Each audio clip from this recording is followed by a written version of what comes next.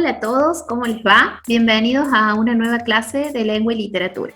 En el día de hoy vamos a ver el verbo como clase de palabra. Cuando nosotros pensamos en qué nos expresa un verbo, generalmente hablamos de acciones. Pero además de acciones, los verbos pueden expresar estados o pueden expresar procesos. ¿Cuál sería la diferencia entre estas tres situaciones? Cuando hablamos de acción, indica que una persona, un animal, una cosa está haciendo algo, ¿sí? Implica un movimiento o un cambio que va a afectar o influir en otra cosa o persona. Cuando hablamos de estados, estamos hablando de una situación en la que se encuentra una persona o cosa en un determinado momento. A veces también decimos que los verbos expresan sentimientos. Pero si lo pensamos un poquito más profundamente, los sentimientos son estados de ánimo, ¿sí? Tienen que ver con esto del momento en el que se encuentra una determinada situación, entonces también entrarían dentro de lo que son estados. Y también los verbos pueden expresar procesos. ¿Qué es esto del proceso? Es una sucesión de fases que van a implicar la elaboración o la transformación de un objeto o un sujeto. Vamos a ver diferentes ejemplos para poder entender un poquito más esto. Por ejemplo, si nosotros decimos el auto es verde, me está indicando un estado. En este momento, el auto presenta la situación con respecto a su color. ¿Puede cambiar el color del auto? Sí, sí puede cambiar, pero no se va a dar de manera instantánea, ¿sí? En este momento el auto es verde, ¿sí? Forma parte, es una característica de ese auto en este momento en particular. Cuando hablamos de acciones, por ejemplo, Analía escribe un libro. Estamos hablando de un cambio, ¿sí? Un sujeto que produce un cambio que afecta a otro sujeto o cosa. Y cuando hablamos de proceso dijimos que indica una sucesión de fases. Claudio crece sano y fuerte. Además de todo esto, hay otras características de los verbos que vamos a tener en cuenta.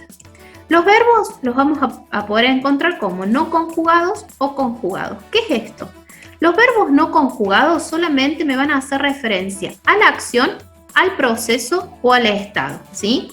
Un ejemplo de verbo no conjugado serían los verbos cuando están en infinitivo. ¿Qué significa esto de infinitivo? Cuando sus terminaciones son ar, er o ir. Simplemente me está haciendo referencia a la acción. Fíjense, comer, caer, salir. Me nombra la acción. Además de los infinitivos, también encontramos dentro de los verbos no conjugados las formas de los gerundios y los participios. De cualquier forma, no vamos a profundizar en esto en la clase de hoy, simplemente es mencionarlo para que lo tengan presente. Y los verbos conjugados, que son en los que vamos a hacer énfasis ahora, además de indicarnos la acción, el proceso o el estado, ¿sí? Aportan información sobre quién hace la acción, o sea, la persona, y el tiempo, el cuándo se lleva a cabo esa acción, ese proceso o ese estado. Vamos a profundizar un poquito sobre esto. Entonces, los verbos conjugados van a ser la parte de la oración que expresa cómo es, cómo está o qué hace un sujeto. Sitúa a ese sujeto dentro de un tiempo. Ese tiempo puede ser pasado, presente o futuro. Y además nos va a indicar quién hace la acción valiéndose de las tres personas gramaticales. Recuerden, acá las tenemos. Primera persona, singular yo, plural nosotros. Segunda persona, singular tú, vos. Segunda persona, plural vosotros, ustedes. Y tercera persona, singular él, ella, plural ellos, ellas. Entonces, cuando un verbo está conjugado, nos va a indicar la acción o el estado o el proceso. Nos va a indicar cuándo sucede esa acción, ese estado, ese proceso, que puede ser pasado, presente o futuro, y quién lleva a cabo esa acción, proceso o estado, ¿sí? Veamos ejemplos. Vamos a tomar el verbo comer. Comer está en infinitivo, es un verbo no conjugado, por lo tanto solamente me está indicando la acción. Si yo a ese verbo comer, lo conjugamos, vamos a tener verbos como comen, comían, comeremos. Si ustedes se fijan, el verbo es el mismo en todos los casos, es comer. Ahora, acá nosotros le agregamos información sobre quién y sobre cuándo. Si decimos cómo, me está indicando que la persona es el yo, la primera persona del singular, la acción de comer en tiempo presente, en el ahora. Comen, ¿quiénes? Ellos, tercera persona del plural. Acción de comer, la misma acción en tiempo presente, en el ahora. Comían, ¿quiénes? Ellos, tercera persona del plural. Acción de comer en un tiempo pasado. Comeremos, ¿quiénes? Nosotros, primera persona del plural, acción de comer en tiempo futuro, ¿sí? Si se fijan, tenemos entonces el mismo verbo, pero al cambiar la última partecita del verbo, que es lo que vamos a ver a continuación, obtenemos la información acerca de quién y de cuándo.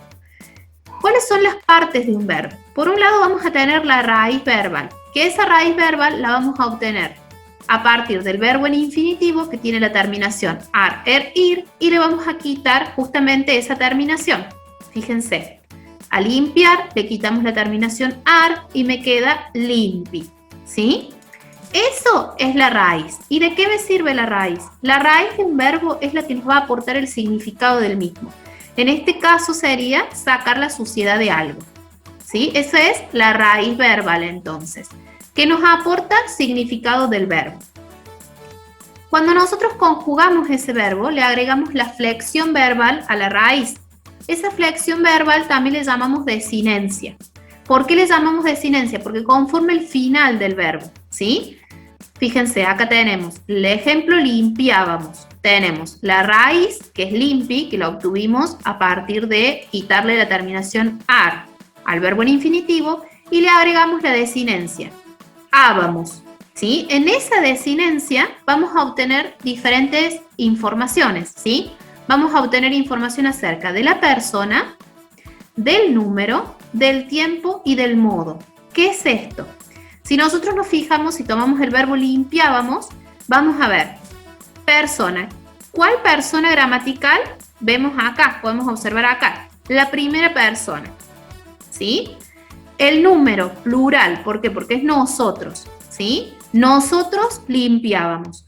¿En qué tiempo? En pasado. ¿Y en qué modo? Indicativo. ¿Por qué indicativo? Porque me está señalando un hecho real.